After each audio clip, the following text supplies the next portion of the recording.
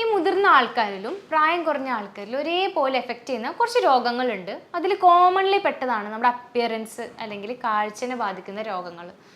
നമ്മുടെ face, skin, ഹെയറുമായി ബന്ധപ്പെട്ടുള്ള രോഗങ്ങളാണ് ഇതിൽ ഏറ്റവും കോമൺ ആയിട്ടുള്ളത്. അത് ഏറ്റവും കൂടുതൽ അലേർട്ട് ചെയ്യുന്ന ഒന്നാണ് ആക്നെ അല്ലെങ്കിൽ മുഖക്കുരു എന്ന് പറയുന്നത്. അപ്പോൾ ഈ ആക്നെ എന്ന് പറയുന്നത് ഒരൊറ്റ കാറ്റഗറിയിൽ മാത്രമാണ്. ഇത് ആർക്കാണ് വരുന്നത്? ഇനി അഥവാ അത് വന്നാൽ തന്നെ നമുക്കിത് മാറ്റിയെടുക്കാൻ കഴിയുന്നതാണോ? നമുക്ക് എന്തൊക്കെ ചെയ്യാൻ കഴിയും രോഗത്തിന് ട്രീറ്റ്മെൻ്റ് ആയിട്ട് എടുക്കാതെ വീട്ടിൽ തന്നെ ചെയ്യാവുന്ന കാര്യങ്ങൾ എന്തൊക്കെയെന്നുള്ളത് മനസ്സിലാക്കാം. ഞാൻ doctor Raihana Rasheed, doctor ബാസസ് homeo hospital, Pandikkad, Malappuram ജില്ല. ഈ ആക്നെ എന്ന് പറയുമ്പോൾ നമ്മൾ ആദ്യം മനസ്സിലാക്കേണ്ട ഒന്നാണ്, ഇത് നമ്മളെ സ്കിൻ എന്ന് പറയുന്നത് നമ്മുടെ ബോഡിയിൽ ഏതൊരു ഓർഗനെ പോലെ തന്നെ വളരെ ബ്രീത്തബിൾ ആയിട്ടുള്ള ഒരു ഓർഗനാണ്. അത് കോൺസ്റ്റൻ്റ്ലി ശ്വസിക്കുന്നുണ്ട്. അതിൻ്റെ ഉള്ളിലെ ടോക്സിൻസിന് ഓയിൽ, സിബം എന്നുള്ള രൂപത്തിലൊക്കെ പുറത്തോട്ട് തള്ളപ്പെടുകയും ചെയ്യുന്നുണ്ട്. അപ്പോൾ ഇത് ചെയ്യുന്ന പല രൂപങ്ങളിലും എന്തെങ്കിലും ബ്ലോക്കുകൾ വരിക, അല്ലെങ്കിൽ പോർസ് അടഞ്ഞു പോവുക, പൊല്യൂഷൻ സംഭവിക്കുക, അല്ലെങ്കിൽ ഈ ഓയിൽ പ്രൊഡക്ഷനെ ബാധിക്കുന്ന എന്തെങ്കിലും തരത്തിലുള്ള രോഗങ്ങൾ പിടിപെടുക, ഇത്തരത്തിലൊക്കെ ചേഞ്ചസ് വരുമ്പോഴാണ് നമുക്ക് മുഖക്കുരു വരുന്നത്. ഇത് മോസ്റ്റ് കോമൺലി ഹെയർ ഫോളിക്കിൾസ് ആണ് ഇത്തരത്തിലുള്ള തുളകളായിട്ട് ആക്ട് ചെയ്യുന്നത്, ബ്രീത്ത് ചെയ്യാനും സെബം കളയാനും ഒക്കെ. അപ്പോൾ ഈ ആക്നെ ഒരു കാറ്റഗറി മാത്രമാണോ? ഏതൊക്കെ തരത്തിൽ നമുക്ക് ആക്നെ കാണാൻ കഴിയും? അപ്പോൾ ഏറ്റവും കോമൺ ആയിട്ട് നമ്മൾ കാണുന്ന ഒന്നാണ് കൊമഡോൺസ് അല്ലെങ്കിൽ ബ്ലാക്ക് ഹെഡ്സ്, വൈറ്റ് ഹെഡ്സ് എന്ന് പറയുന്നത്. അത് വൈറ്റ് രൂപത്തിലും ബ്ലാക്ക് രൂപത്തിലുള്ള കളർ ഡിഫറൻസിനെ ബേസ് ചെയ്തിട്ടാണ് ഇതിന് മെയിനായിട്ട് പേര് വരുന്നത്. ഇത് ബേസിക്കലി നമ്മുടെ ശരീരത്തിൽ അല്ലെങ്കിൽ സ്കിന്നിലുള്ള ഓയിൽ പുറത്തോട്ട് തള്ളപ്പെടുന്നതാണ്. ഇതിൽ മെലാനിൻ ഡെപ്പോസിഷൻ ഉണ്ടെങ്കിൽ അത് ബ്ലാക്കായി മാറുകയും, അതല്ല മെലാനിൻ അല്ലെങ്കിൽ ഡേർട്ട് ഡെപ്പോസിഷൻ കുറവാണെങ്കിൽ, ഓയിൽ മാത്രമാണെങ്കിൽ അത് വൈറ്റ് രൂപത്തിലുമാണ് ഏറ്റവും കൂടുതൽ കാണുന്നത്. നമ്മുടെ നെറ്റിയുടെ ഭാഗങ്ങളിലായിട്ട്, ചീക്സിൻ്റെ സൈഡുകളിൽ കാണാം, ചിൻ അല്ലെങ്കിൽ താടിയുടെ ഭാഗങ്ങളിലൊക്കെ ആയിട്ട് ഏറ്റവും കൂടുതൽ ഇത് കണ്ടുവരുന്നത്. സ്കൂൾ പോകുന്ന കുട്ടികൾ, സ്പെഷ്യലി ആൺകുട്ടികളിലാണ് ഇത് ഏറ്റവും കോമൺ ആയിട്ട് കാണുന്നത്. ഇതൊരു പ്യൂബർട്ടൽ സ്റ്റേജിലുമാണ് കണ്ടുവരാറുള്ളത്. ഒട്ടുമിക്ക കേസസിലും ഇതൊരു പ്യൂബർട്ടൽ അല്ലെങ്കിൽ ടീനേജ് ഏജ് കടന്നു പോയാൽ തന്നെ ഇത് ഒട്ടുമിക്ക കേസസിലും കംപ്ലീറ്റ്ലി മാഞ്ഞു പോകും. എന്നാൽ ഇതിൽ നമ്മൾ മാന്തി എടുക്കുക, എന്തെങ്കിലും തരത്തിലുള്ള പീലിംഗ് മാസ്കുകൾ യൂസ് ചെയ്യുക, സ്ക്രബുകൾ യൂസ് ചെയ്യുക എന്നിങ്ങനെ ചെയ്യുമ്പോൾ അതിൻ്റെ ഭാഗമായിട്ട് പിഗ്മെൻറ്റേഷൻ വരാനും സ്കാറിങ് വരാനുള്ള സാധ്യതകൾ വളരെ കൂടുതലാണ്. നമ്മൾ ഈ മാർക്കറ്റിലൊക്കെ കണ്ടിട്ടുള്ള ഈ പീലിംഗ് മാസ്കുകൾ, ജെലാറ്റിൻ ബേസ്ഡ് ഈ ഫെവിക്കോൾ പോലെ പറിച്ചെടുക്കുന്ന ഒരുപാട് വീഡിയോസ് കണ്ടിട്ടുണ്ടാവും. ഇതൊക്കെ അറ്റ് എ ടൈം അല്ലെങ്കിൽ സഡൻ ആയിട്ട് ഇത് കുറക്കുമെങ്കിലും അത് ആ പോർസ് തുറന്ന് തന്നെ നിൽക്കുന്നത് കൊണ്ട് ഇമ്മീഡിയറ്റ് ആയിട്ട് ഡെപ്പോസിഷൻ വരാനും ഇതുമൂലം ഇതിനേക്കാൾ വലിയ രൂപത്തിൽ അത് വരാനുള്ള സാധ്യതകളും കൂടുന്നു. അതുപോലുള്ള മറ്റൊരു കാറ്റഗറിയാണ് പസ്റ്റുലാർ ആക്നെ. നമുക്ക് ചെറിയ പഴുപ്പോ എന്തെങ്കിലും നീരോ സെബോ ഒക്കെ കാണുന്ന ഒരു വൈറ്റ് അല്ലെങ്കിൽ യെല്ലോ കളറിൽ സ്പോട്ട് വരുന്ന കുരുക്കൾ കാണാമല്ലോ, അതാണത്. ഇത് 2 ഏജ് ഗ്രൂപ്പിലും നമുക്ക് കാണാം. അതായത് മുതിർന്നവരിലും വരാവുന്നതാണ്, യങ്സ്റ്റേഴ്സിലും വരാം. അതേപോലെ തന്നെ ബോത്ത് മെയിൽ ആൻഡ് ഫീമെയിൽ, പെൺകുട്ടികളിലും ആൺകുട്ടികളിലും ഒരേപോലെ വരാവുന്നതുമാണ്. ഇതിൻ്റെ മോസ്റ്റ് റീസൺ എന്ന് പറഞ്ഞാൽ ഹോർമോണൽ ഡിസ്ബാലൻസ്. നമ്മുടെ primary and secondary sexual characters develop ചെയ്യുമ്പോൾ നമ്മുടെ ഈസ്ട്രജൻ, പ്രൊജസ്റ്റിറോൺ ഹോർമോൺസിൻ്റെ വ്യതിയാനങ്ങൾ, ടെസ്റ്റോസ്റ്റിറോൺ ലെവൽസിൽ ശരീരത്തിൽ വരുന്ന മാറ്റങ്ങൾ, അതായത് ബേസിക്കലി ആൻഡ്രോജൻസിൽ വരുന്ന എന്ത് ചേഞ്ചസിലും ഇത്തരത്തിലുള്ള ഹോർമോൺസ് വരാവുന്നതാണ്. ഇത് പ്യൂബർട്ടൽ സ്റ്റേജിലാണ് ഏറ്റവും കൂടുതൽ കാണുന്നത്, അല്ലെങ്കിൽ കോസ്മെറ്റിക്സും കാര്യങ്ങളും കൂടുതൽ ഉപയോഗിക്കുന്നവരിൽ.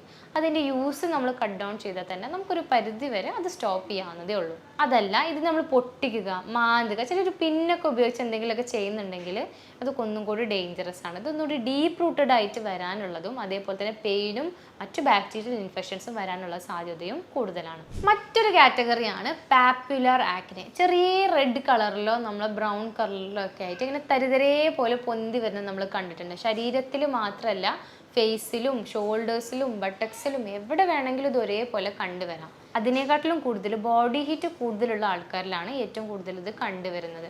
ഇതെന്തെങ്കിലും തരത്തിലുള്ള അലർജീസ് മൂലമോ നമുക്ക് ഫാമിലി ടെൻഡൻസി, അതായത് ഫാമിലിയിൽ ഇത്തരത്തിലുള്ളൊരു ബുദ്ധിമുട്ട് വരാനുള്ള സാധ്യതകളോ ഉണ്ടെങ്കിൽ അവരിൽ ഇത് കോമൺലി കണ്ടുവരാറുണ്ട്. അതേപോലെ കണ്ടുവരുന്ന മറ്റൊന്നാണ് നമ്മുടെ ചീക്ക് ബോൺസിലും നമ്മളെ ബോണി പ്രൊമിനൻസിലൊക്കെ നല്ല കല്ലിച്ച രൂപത്തിലുള്ള കുരുക്കൾ. പുറത്ത് കാണുമ്പോൾ ഒരു റെഡ്നെസ് മാത്രമാണ് കാണുക, ഒരിക്കലും അത് പൊട്ടിപ്പോകാറോ കാര്യങ്ങളോ ഇല്ല, പക്ഷെ തൊട്ട് കഴിഞ്ഞാൽ ഭയങ്കര പെയിനാണ്. ഇത്തരത്തിലുള്ള ആക്നെക്ക് നമ്മൾ പറയുന്ന പേരാണ് നോഡ്യൂലാർ ആക്നെ. ഇത് ബേസിക്കലി സ്കിന്നിൽ മാത്രമല്ല വളരെ ഡീപ്പ് റൂട്ടഡ് ആയിരിക്കും. ഇതിൻ്റെ most common causes hormonal basis ആണ്. തൈറോയിഡ്, PCOD, PCOS പോലുള്ള ബുദ്ധിമുട്ടുകളുള്ള ആൾക്കാരാണെങ്കിൽ ഇത്തരത്തിലുള്ള ആക്നെ വരാനുള്ള സാധ്യതകളാണ് ഏറ്റവും കൂടുതലുള്ളത്. ഇതിന് പ്രോപ്പർ ഹോർമോണൽ ട്രീറ്റ്മെൻറ്റ് എടുത്താൽ മാത്രമേ നമുക്കൊരു മാറ്റമായിട്ട് പ്രതീക്ഷിക്കാൻ കഴിയുള്ളൂ. പുറത്ത് ഉപയോഗിക്കുന്ന ക്രീമുകളോ ലോഷൻസോ ഇതിന് വലിയ രൂപത്തിലുള്ള ഒരു മാറ്റങ്ങളും വരാനുള്ള സാധ്യതകളില്ല. അപ്പോൾ സ്ഥിരമായി ആക്നെ വരുന്ന ഒരാളാണ്, അപ്പോൾ ഇവർ ശ്രദ്ധിക്കേണ്ട കാര്യങ്ങൾ എന്തൊക്കെയാണ്?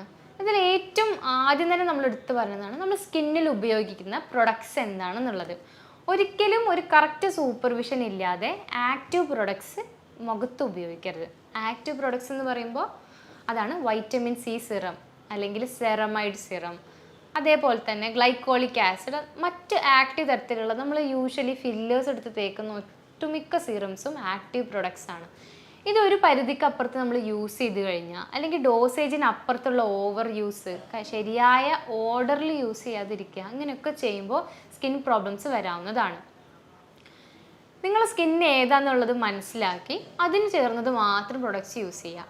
അതിനേക്കാൾ ഉപരിയായിട്ട് എന്തെങ്കിലും പുതിയ പ്രൊഡക്ട്സ് യൂസ് ചെയ്യുമ്പോൾ നമ്മളെ ബോഡിയിലുള്ള മറ്റ് സെൻസിറ്റീവ് ഏരിയാസിൽ ഇത് യൂസ് ചെയ്തിട്ട് നിങ്ങൾക്ക് അലർജീസ് ഒന്നുമില്ല എന്നുള്ളത് ഉറപ്പ് വരുത്താം. നമ്മളെ ചെവീൻ്റെ പുറകു വശത്തിൽ, അതേപോലെ തന്നെ കൈയിൻ്റെ വ്രിസ്റ്റ് പോർഷനിൽ, താടിക്ക് താഴെ, ഈ ഒക്കെ ഏരിയാസ് നമ്മൾ ഫേസിനോട് വളരെ സിമിലറും ആണ്, അതേപോലെ തന്നെ സെൻസിറ്റീവും ആണ്. ഇവിടെ ഉപയോഗിച്ചതിന് ശേഷം അലർജിക് റിയാക്ഷൻസ് ഒന്നും ഇല്ല എന്ന് ഉറപ്പ് വരുത്തി മാത്രം ഇത്തരത്തിലുള്ള പ്രൊഡക്ട്സ് നിങ്ങൾക്ക് യൂസ് ചെയ്യാം. മറ്റും ശ്രദ്ധിക്കേണ്ട ഒരു കാര്യമാണ് ഈ സ്ക്രബ്സ് പോലുള്ള സാധനങ്ങൾ ദയവ് ചെയ്ത് നിങ്ങൾ ഉപയോഗിക്കരുത്. നമ്മൾ ഈ കാണുന്ന എന്തെങ്കിലും ചെറുപയറിൻ്റെ സ്ക്രബ്, ഷുഗർ സ്ക്രബ്, അതാണ് ഏറ്റവും ഡേഞ്ചറസ് ആയിട്ടുള്ളത്. ഷുഗർ സ്ക്രബുകൾ ഉപയോഗിക്കുക, കോഫി സ്ക്രബുകൾ ഉപയോഗിക്കുക. ഇങ്ങനത്തെ ഫിസിക്കൽ എക്സ്പോളിയൻസ് നിങ്ങൾ യൂസ് ചെയ്യരുത്. നിങ്ങളുടെ സ്കിന്നിന് ആവശ്യമായ കുറച്ച് എസെൻഷ്യൽ ഓയിൽസ് ഉണ്ട്, അതിന് നാച്ചുറലി ദൈവം തന്നിട്ടുള്ളൊരു പ്രൊട്ടക്റ്റീവ് ബാരിയർ ഉണ്ട്. നമ്മൾ ഇത്തരത്തിലുള്ള ഫിസിക്കൽ എക്സ്പോളിയൻസ് യൂസ് ചെയ്യുമ്പോൾ ഇതിന് ഭംഗം വന്ന് ഇതൊരു ബ്രേക്കേജ് സംഭവിക്കുന്നു. അതുമൂലം ചെറിയ സ്ക്രാച്ചുകൾ വീഴാനും, ഇനി അഥവാ കുരുക്കളുള്ള ഒരാളാണെങ്കിൽ അതിൻ്റെ സ്കാറിങ് അല്ലെങ്കിൽ ഫൈബ്രിൻ ത്രെഡ് ഡെപ്പോസിഷനൊക്കെ കൂടാനുള്ള സാധ്യത വളരെ കൂടുതലാണ്. മറ്റു കോമൺ ആയിട്ടുള്ള മിസ്റ്റേക്ക് എന്ന് പറയുന്നത് യൂസ് ഓഫ് കോസ്മെറ്റിക്സ്. ഒട്ടുമിക്ക കേസസിലും നമ്മുടെ ഇന്ത്യൻ സൊസൈറ്റിയിൽ കോസ്മെറ്റിക് യൂസ് ഇത്രയും കൂടാനുള്ള ഒരു മെയിൻ റീസൺ സെലിബ്രിറ്റി ലൈഫ് സ്റ്റൈലിന് ഇൻസ്പയർഡ് ആയിട്ടാണ്. പക്ഷേ മോസ്റ്റ്ലി നമ്മൾ നെഗ്ലക്റ്റ് ചെയ്യുന്ന ഒരു ഫാക്ടർ എന്ന് പറയുമ്പോൾ ഒരു സെലിബ്രിറ്റി ലൈഫ് സ്റ്റൈലിൽ വെറും 5 to 10% മാത്രമാണ് ഈ മേക്കപ്പ് അല്ലെങ്കിൽ ഇത്തരത്തിലുള്ള പ്രോഡക്ട്സ് അവരുടെ ലൈഫിലുള്ളത്. അവരുടെ മേജർ ലൈഫിൽ ഇവൻറ്റുകളും പ്ലാനിങ്ങും പോകുന്നത് അവരുടെ ഡയറ്റും എക്സസൈസും അവരുടെ ബാക്കി ജനറൽ ഹെൽത്തിനെ മെയിൻറ്റെയിൻ ചെയ്യാനാണ്. അങ്ങനെ ഹെൽത്ത് മെയിൻറ്റെയിൻ ചെയ്യുന്ന ഒരാൾക്കാണ് ഇത്തരത്തിലുള്ള ഹൈ എമൗണ്ടിലുള്ള പ്രൊഡക്ട്സുകളും കോസ്മെറ്റിക്സും അവരുടെ സ്കിന്നിന് ടോളറേറ്റ് ചെയ്യാൻ കഴിയുള്ളൂ. ഒരു ഇന്ത്യൻ സൊസൈറ്റിയിലുള്ള ആവറേജ് ഒരാളുടെ ലൈഫ് സ്റ്റൈൽ സംബന്ധിച്ച് ഇത്രയും സ്ട്രിക്റ്റ് ആയിട്ടുള്ള ഒരു ഡയറ്റ് ഫോളോ ചെയ്യാനോ അല്ലെങ്കിൽ എക്സസൈസ് ചെയ്യാനോ നമുക്ക് കഴിയില്ല. അതുകൊണ്ട് തന്നെ ആ ഒരു ഇൻറ്റൻസിറ്റിയിലുള്ള ക്രീമുകളും സെറമൈഡ് ക്രീംസ്, മറ്റു തരത്തിലുള്ള സീറംസ് ഒന്നും നമുക്ക് ആവശ്യമില്ല. ഇനിയിപ്പോൾ യൂസ് ചെയ്താൽ തന്നെ നമ്മുടെ സ്കിന്നിന് അത് ഉപകാരത്തിനേക്കാൾ കൂടുതൽ ദോഷം ചെയ്യാനുള്ള സാധ്യതയാണ് ഏറ്റവും കൂടുതലായിട്ടുള്ളത്. അതുകൊണ്ട് തന്നെ ആ തരത്തിലുള്ള ഒരു ലൈഫ് സ്റ്റൈൽ നിങ്ങൾക്ക് മെയിൻറ്റെയിൻ ചെയ്യാൻ കഴിയില്ലെങ്കിൽ ഒരിക്കലും അത്തരത്തിലുള്ള പ്രൊഡക്ട്സും നിങ്ങളുടെ ലൈഫിലേക്ക് ഇൻകോർപ്പറേറ്റ് അല്ലെങ്കിൽ യൂസ് ചെയ്യാതിരിക്കാൻ വേണ്ടി പ്രത്യേകം ശ്രദ്ധിക്കണം. ഇതല്ലാതെ നമ്മൾ കോമൺലി കാണുന്ന മറ്റു ബുദ്ധിമുട്ടുകൾ, അതായത് ഹോർമോണൽ ആക്നെ ഉള്ളവരാണെന്നുണ്ടെങ്കിൽ അവർ ശ്രദ്ധിക്കേണ്ടത് ഈ സ്കിന്നിന് സംബന്ധിച്ചുള്ള പ്രൊഡക്റ്റുകളോ ക്രീമുകളോ ഒരിക്കലും നിങ്ങൾക്കൊരു സൊല്യൂഷൻ അല്ല. നിങ്ങളെ സംബന്ധിച്ച് ഈ പ്രോബ്ലം വരാനുള്ള റീസൺ ഇൻസൈഡ്, അതായത് ഹോർമോണൽ ബേസിസ്, ആൻഡ്രോജനിലുള്ള വ്യത്യാസം അതുമൂലമാണ്. അതുകൊണ്ട് ഉള്ളിലുള്ള മാറ്റങ്ങൾ മാത്രമേ നിങ്ങളുടെ സ്കിന്നിലും അതിനുള്ള ലെസ്റ്റർ അല്ലെങ്കിൽ അതിൻ്റെ ഒരു സ്കിൻ ടെക്സ്ചറിനെയും സ്കാറിങ്ങിനെയും പിമ്പിൾസിനൊക്കെ കൺട്രോൾ ചെയ്യാൻ കഴിയുള്ളൂ. മറ്റെന്ത് തരത്തിലുള്ള പ്രൊഡക്റ്റുകളും നിങ്ങൾക്ക് ഒരു പരിധി വരെ യൂസ്ലെസ് അല്ലെങ്കിൽ വളരെ കുറഞ്ഞ റിസൾട്ടുകൾ മാത്രമേ തരാൻ കഴിയുള്ളൂ. ഇതുവരെ പറഞ്ഞതൊക്കെ നമുക്ക് വരാവുന്ന കാര്യങ്ങളും അതുകൊണ്ട് വരുന്ന ദൂഷ്യഫലങ്ങളും കാര്യങ്ങളൊക്കെയാണ്. പക്ഷേ നമുക്കത് മെയിൻറ്റെയിൻ ചെയ്യണമെന്നുണ്ട്, ഹെൽത്തി ആയിട്ട് വെക്കണം എന്നുണ്ട്. ഓൾറെഡി പിമ്പിൾസ് ഉള്ള ഒരാളാണ് അവരപ്പോൾ അവർക്ക് എന്തൊക്കെയാണ് ശ്രദ്ധിക്കേണ്ടത്, ചെയ്യാൻ കഴിയുക? ഫസ്റ്റ് തിങ്, ഒരു മൈൽഡ് ആയിട്ടുള്ള ഫേസ് വാഷോ മൈൽഡ് സോപ്പോ യൂസ് ചെയ്യുക. ഒരിക്കലും ഒരു ഫോമിങ് ഫേസ് വാഷോ അല്ലെങ്കിൽ മറ്റ് തരത്തിലുള്ള സ്പെഷ്യലി ഫോമിങ് പ്രൊഡക്റ്റുകൾ അല്ലെങ്കിൽ ഓവറായിട്ട് പതപ്പിക്കുന്നത് വളരെയധികം ചീത്തയാണെന്നുള്ളത് മനസ്സിലാക്കിയിട്ട് അത് നിർത്തിവെക്കുക. ചില കാറ്റഗറി ഫേസ് വാഷുകൾ ഉണ്ട്, അത് ഫോമിങ് ഫേസ് വാഷ് ആണ്, അതിന് നാച്ചുറലി ഒരു പദം ഉണ്ടാവും. അങ്ങനത്തെ ഉള്ളതാണെങ്കിൽ നിങ്ങൾക്ക് പതിപ്പിക്കാൻ കുഴപ്പമില്ല. അതല്ലാതെ സോപ്പ് ഉപയോഗിക്കുന്ന ആൾക്കാരൊക്കെ അത് ഉപയോഗിച്ച് പതിപ്പിക്കാൻ നിന്ന് കഴിഞ്ഞാൽ നിങ്ങൾ എസെൻഷ്യൽ ഓയിൽസിനെ ഒരുപാട് അത് ഡ്രെയിൻ ചെയ്ത് കളയും. അതുമൂലം നിങ്ങൾക്ക് മറ്റ് സ്കിൻ പ്രോബ്ലംസ് വരാനും ഡ്രൈനെസ് പോലത്തുള്ള പുതിയ ബുദ്ധിമുട്ടുകൾ ആഡ് ഓൺ ചെയ്യാനുള്ള സാധ്യതകളുണ്ട്. അതേപോലെ തന്നെ എപ്പോൾ തന്നെ നിങ്ങൾ കോസ്മെറ്റിക്സ്, ലിപ്സ്റ്റിക്സ്, ഫൗണ്ടേഷൻസ്, കൺസീലേഴ്സ് ഒക്കെ ഉപയോഗിച്ചാൽ തന്നെ അത് കംപ്ലീറ്റ് വൈപ്പ് ഔട്ട് ചെയ്തതിന് ശേഷം മാത്രം ഉറങ്ങുന്നത് ഒരു ശീലമാക്കുക. നന്നായി ക്ലീൻ ചെയ്യുക, പറ്റുമെങ്കിൽ സ്റ്റീമിങ് ചെയ്യാൻ പറ്റുമെങ്കിൽ അതും കൂടി ഇൻകോർപ്പറേറ്റ് ചെയ്ത് നല്ലൊരു മോയ്സ്ചറൈസറും കൂടി യൂസ് ചെയ്തിട്ട് നിങ്ങൾക്ക് മെയിൻറ്റെയിൻ ചെയ്യാൻ കഴിയുമെങ്കിൽ ഏറ്റവും ഉത്തമമായിരിക്കും. എപ്പോഴും മനസ്സിലാക്കുക, മോയ്സ്ചറൈസർ എന്ന് പറഞ്ഞിട്ടുള്ളത് ഡ്രൈ സ്കിന്നിന് മാത്രമുള്ളതല്ല, നമ്മുടെ സ്കിൻ ബാരിയറിനെ പ്രൊട്ടക്റ്റ് ചെയ്യാനുള്ളൊരു ലെയർ മാത്രമാണ്. ഓയിലി ആയിട്ടുള്ളവർക്കും ഓയിലി അല്ലാത്ത സ്കിന്നുള്ളവർക്കും എല്ലാവർക്കും ഇത് ഉപയോഗിക്കാവുന്നതാണ്. നിങ്ങൾക്ക് സ്കിന്നിന് ചേർന്ന രൂപത്തിലുള്ള ടെക്സ്ചറിലുള്ള നിങ്ങൾ ക്രീമുകൾ ഉപയോഗിക്കണമെന്ന് മാത്രം. ക്രീം, ലോഷൻ, അതേപോലെ തന്നെ ജെൽ, ഇങ്ങനെ ഒരുപാട് കാറ്റഗറീസിലും കൺസിസ്റ്റൻസിയിലും അവൈലബിൾ ആണ്. ഇത് നിങ്ങളുടെ സ്കിന്നിൻ്റെ ഹൈഡ്രേഷനെ ബേസ് ചെയ്തിട്ടുള്ള ഫോർമുലാസ് ആണ്. അതിനെ ബേസ് ചെയ്തിട്ട് നിങ്ങൾക്ക് യൂസ് ചെയ്തിട്ടും ട്രൈ ചെയ്തിട്ടും നോക്കാവുന്നതാണ്. അപ്പോൾ ഈ രോഗങ്ങളും സ്കിന്നിനെ സംബന്ധിച്ചുള്ള ബാക്കി പ്രൊഡക്ട്സുകളും ഇതൊന്നും അല്ലാതെ നമ്മളെ സ്കിന്നിനെ ബാധിക്കുന്ന മറ്റെന്തെങ്കിലും കാര്യങ്ങളുണ്ടാവും. അതിൽ മെയിൻലി ഇമ്പോർട്ടൻ്റ് ആയിട്ടുള്ളതാണ് രണ്ട് കാര്യങ്ങൾ. ഒന്ന് നമ്മുടെ ഗട്ട് ഹെൽത്ത്, മറ്റൊന്ന് നമ്മുടെ ലൈഫ് സ്റ്റൈൽ. ഹൈലി പൊല്യൂട്ടഡ് ആയിട്ടുള്ള സ്ഥലങ്ങളിൽ നിൽക്കുക, ഫുൾ സിറ്റി ലൈഫ് സ്റ്റൈൽ വരാം, എപ്പോഴും പൊടിയായിട്ട് എക്സ്പോഷർ വരാം, അങ്ങനെയുള്ളവർക്ക് ആക്നെ വരാം. നിങ്ങൾ ആ എൻവയോൺമെൻറ്റിൽ നിന്ന് മാറി നിൽക്കുകയോ അല്ലെങ്കിൽ ക്ലെൻലിനെസ് മെയിൻറ്റെയിൻ ചെയ്യുകയോ ചെയ്തു കഴിഞ്ഞാൽ നിങ്ങൾക്ക് അത് കുറക്കാവുന്നതേ ഉള്ളൂ. എന്നാൽ മറ്റൊരു കാര്യം, ഗട്ട് ഹെൽത്ത്. നമുക്ക് വയറ് സംബന്ധിച്ചുള്ള ഒരുപാട് രോഗങ്ങളുടെ ഭാഗമായിട്ടും നമുക്ക് മുഖക്കുരു വരാവുന്നതാണ്. ഫാറ്റി ലിവർ, റിക്കറൻ്റ് ഇടയ്ക്കിടയ്ക്ക് വരുന്ന ഗ്യാസ്ട്രൈറ്റിസ്, വയറ് സംബന്ധമായിട്ടുള്ള മറ്റു ബുദ്ധിമുട്ടുകൾ, സ്പെഷ്യലി കുട്ടികളിലാണെങ്കിൽ ഒരിക്കലും ട്രീറ്റ് ചെയ്യാൻ കഴിയാത്ത വിരകൾ, അതായത് കണ്ടിന്യൂസ് വിരശല്യം വരുന്നുണ്ടെങ്കിലും സ്കിൻ പ്രോബ്ലംസും അതിൻ്റെ ഭാഗമായിട്ട് കുരുക്കളും വരാവുന്നതാണ്. ഇത് ആ ഒരു രോഗത്തിൻ്റെ ട്രീറ്റ്മെൻറ്റ് നിങ്ങൾ ഉറപ്പ് വരുത്തിയാലോ അതിനെന്തെങ്കിലും ചേഞ്ചസ് വരുത്തിയാലോ മാത്രമേ ഒരു സൊല്യൂഷനായിട്ട് നമുക്ക് വരുത്താൻ കഴിയുള്ളൂ.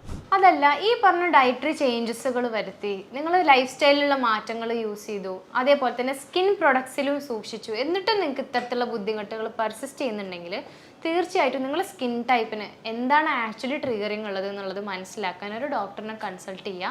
അതുമായി സംബന്ധിച്ചുള്ള നിങ്ങൾക്ക് സ്പെഷ്യലി ഇൻഡിവിജ്വലൈസ്ഡ് ആയിട്ടുള്ള ട്രീറ്റ്മെൻറ്റുകൾ അവൈലബിൾ ആക്കുക. ഇതിന് വളരെ നല്ല ട്രീറ്റ്മെൻറ്റുകൾ ഹോമിയോപ്പതിയിൽ അവൈലബിൾ ആണ്. അതല്ല, ഇത് സംബന്ധിച്ചുള്ള മറ്റെന്തെങ്കിലും ഡൗട്ടുകൾ നിങ്ങൾക്ക് ചോദിക്കാനാണെങ്കിൽ ഈ താഴെ കാണുന്ന നമ്പറിൽ നിങ്ങൾക്ക് കോൺടാക്ട് ചെയ്യാവുന്നതാണ്. ഞാൻ doctor Rehana Rasheed, doctor Basil's homeo hospital, Pandikkad, Malappuram ജില്ല.